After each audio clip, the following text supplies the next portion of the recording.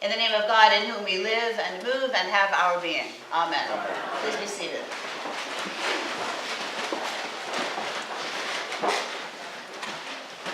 We all live crazy busy lives today. Crazy busy lives. And it's easy to get lost in the details of day-to-day living, especially for those of us who are working and raising families and caring for elders, and sometimes all of the above. It's easy to get lost in the little picture and totally disconnected from the big picture. It's easy to lose sight of the big picture, the God's eye view of reality, so to speak, which is the only reality there really is. But hey, that's one of the reasons we come to church. So I'm here to tell you, and we're here to remind one another week after week about the big picture. And hopefully that big picture, the God's eye view of reality, informs the rest of our crazy busy lives until we meet again. So the readings this morning, and most Sunday mornings, to be honest, are pretty good at pointing us in that direction. The Old Testament reading today from the book of Genesis tells part of the story of Joseph of Technicolor coat fame. If you'll remember, Joseph's brothers were very, very jealous of him because he was mom and dad's favorite. And so they decided to kill him. Talk about sibling rivalry. But once their murderous plot was underway, a couple of them were moved with pity for their younger brother, so they decided to sell him into slavery instead. Nice, right? Let's see. Death, slavery, So slavery it is. At any rate, Joseph ends up virtually running the country that he's been sold as a slave to, which is Egypt. So many, many years later, a terrible famine hits the land, and Joseph's brothers come to the Egyptian authorities to beg for food for their starving families. And they have no idea whatsoever that the Egyptian ruler that they've come to beg from is actually their long-lost brother, Joseph. The one they tried to kill and then sold into slavery. This is not a good situation for them, to say the least. Today's reading picks up right where they've just found out who this Egyptian ruler really is. They found out it's Joseph, and they're afraid, and they probably should be. But Joseph is apparently a dear friend of God. And he understands that God has used his terribly intended misfortune for ultimate good, for the ultimate good of himself and others. Because of his closeness to God, Joseph was able to see the big picture, the God's eye view of reality, which is the only reality there really is. In the second reading today from St. Paul's letter to the Corinthians, the people are essentially asking Paul, what happens when we die?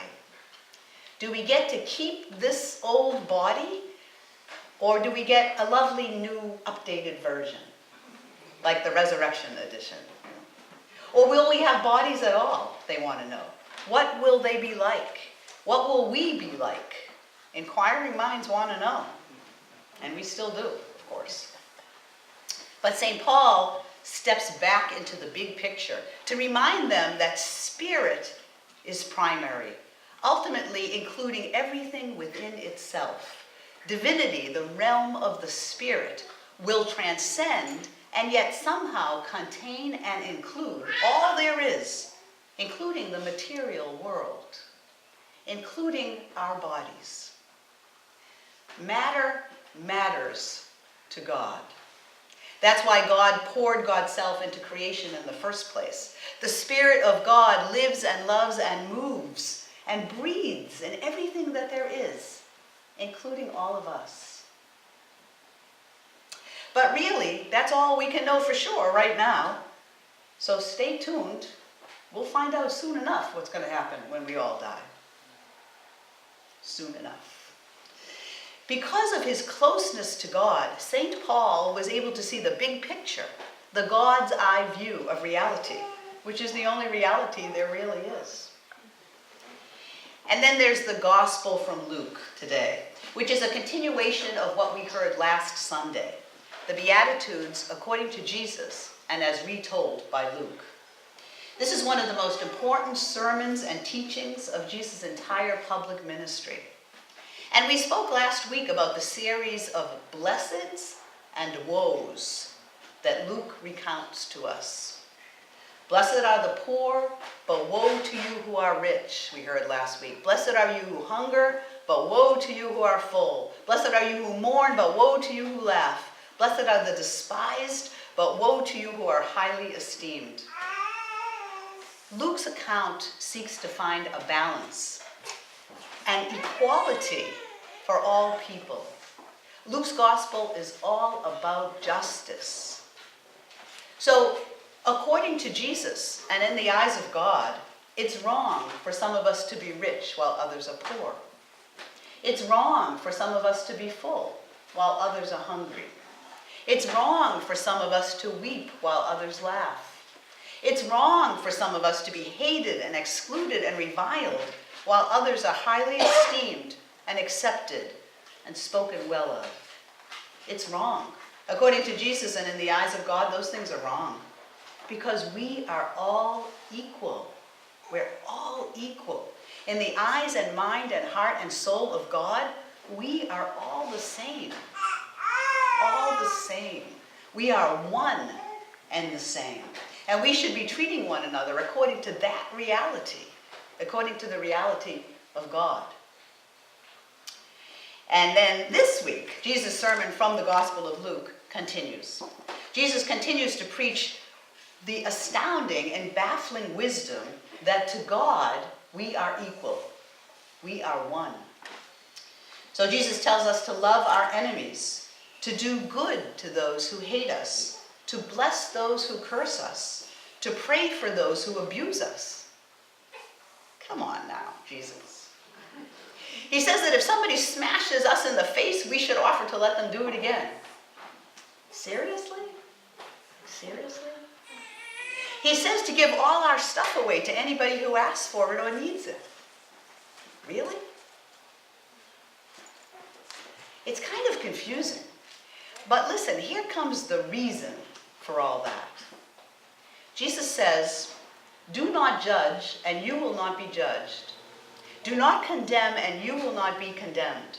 Forgive, and you will be forgiven. Give, and it will be given to you. Well, that would make perfect sense if we were all one with one another, wouldn't it? Jesus goes on to say, be compassionate and kind and merciful to everyone, just as God is compassionate and kind and merciful to everyone. Well, that would make perfect sense if we were all one with God, wouldn't it? Because of his closeness to God, Jesus was able to see the big picture, the God's eye view of reality, which is the only reality there really is.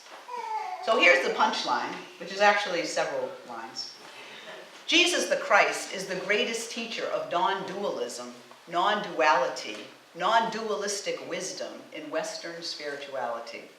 Our Eastern brothers and sisters have had this figured out much better than most of us have for a long, long time. But thankfully, we're finally catching up. Finally. Non-dualism says that everything is one. Jesus said it all the time. We are one with God and one with one another and one with the entire creation. We are one. Always were, always will be. Though at times that reality can be difficult to remember or to understand.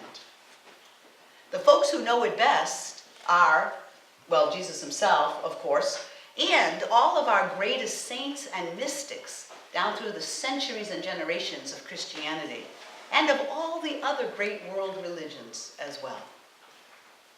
To be honest, trying to approach the scriptures or any other spiritual teachings or wisdom in any other way simply leaves us utterly baffled.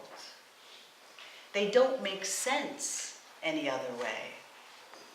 But they do make sense this way. If we are one with God and one with one another and one with everyone and everything in creation, it makes sense. It makes sense that if I don't judge, I won't be judged. It makes sense that if I don't condemn, I won't be condemned. It makes sense that if I forgive, I'll be forgiven. It makes sense that if I give, I receive. It makes sense. Do you see it? It also makes sense that if we're one with God and one with others and one with all creation, we can be compassionate and kind and merciful to everyone, just as God is compassionate and kind and merciful to everyone. It makes sense. Do you see it? Yeah. Do you see the oneness of the big picture? Do you see the God's eye view of reality? It's the only reality there really is. Amen. Amen. So now this morning we are joyfully grateful to welcome some guests to our 10 o'clock service. And we invite all of you to participate fully in the service, including joining us for Holy Communion, if you want to do that when the time comes.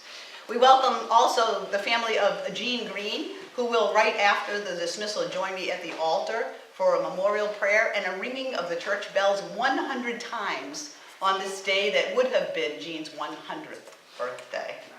It's beautiful, right? And we welcome the family of little Aubrey Lynn. Let's see if I get this right. Grand-niece of Hazel and Curtis. Grand-niece, yes. And great-grand-niece of Bertha, who we all know and love here at church, and who comes to God's church to be baptized. And now, if our baptismal family and friends would join me right up front here around the font, and please bring some prayer books with you, because we'll need the prayer books.